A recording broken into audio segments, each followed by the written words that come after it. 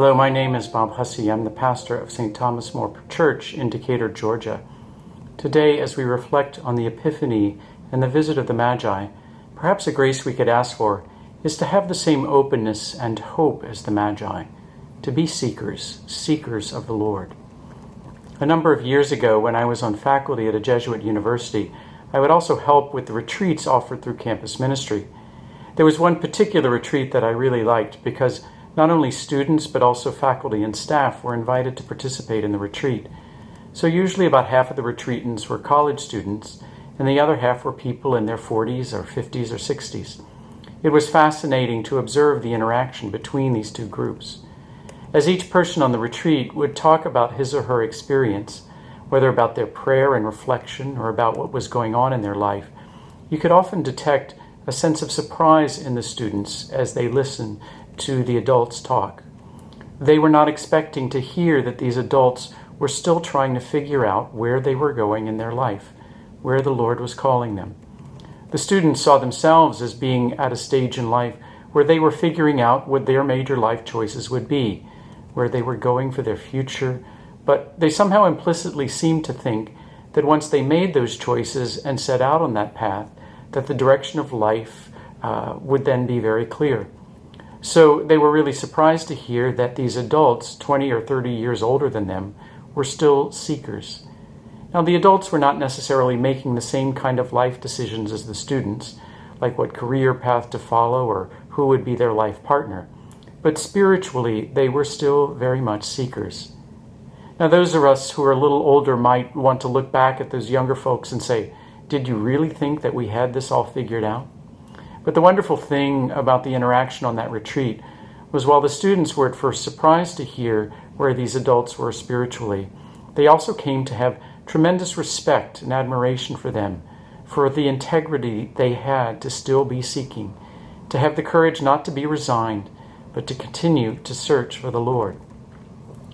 I think of that story as we consider the gospel about the Magi who came from the east following the star.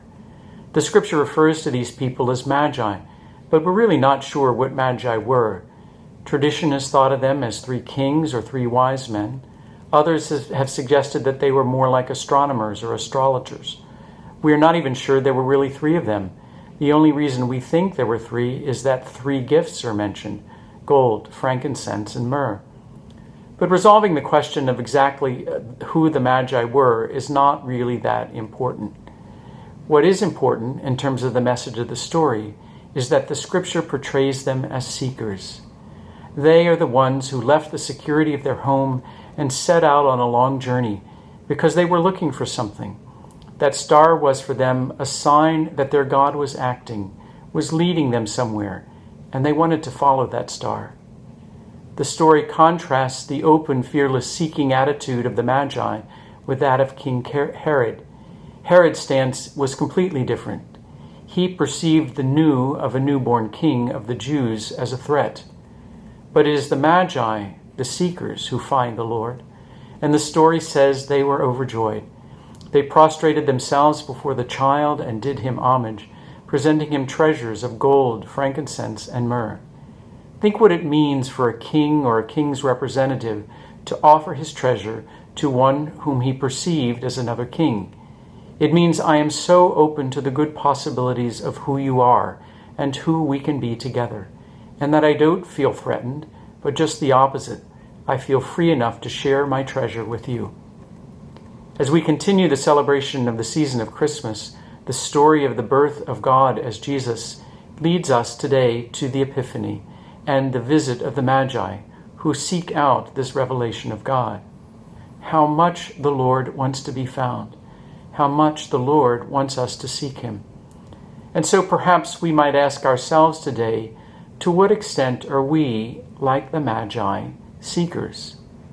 We're almost certainly not like Herod, perceiving the presence of the Lord as a threat. But perhaps at times we have slipped into being like the chief priests and scribes who advised Herod in today's story. They knew where the Christ was to be born, Bethlehem, just down the road, but they made no effort themselves to seek him out. The story of the Magi says to me, remember to keep seeking. The Lord very much wants to be found. God has become incarnate in our lives and wants us to find him there. There are many ways for us to seek the Lord. The Magi were seekers. They refused to be content with where they were in their lives. They followed the star. They wanted to find this great thing that they believed God was doing. The word epiphany, we know, means manifestation or revelation. God has revealed God's self to us in the person of Jesus. This revelation of God does not come in the form of a doctrine or a particular truth. It's not a moral teaching. It's not some secret, some idea that once we get it will lead us to a happy life. What God reveals is a person, Jesus, Emmanuel, God with us, God for us, God one of us. So we remember to keep seeking. God so wants to be found by all of us. So we can pray together. God of utter patience and loving desire for all people, you have revealed yourself to us in the person of Jesus. Fill our hearts with the desire and the openness of the Magi, longing to seek you, to know you anew at this moment and in this place in our lives. For you are Emmanuel, God with us, and we believe you so much want to be found by all of us.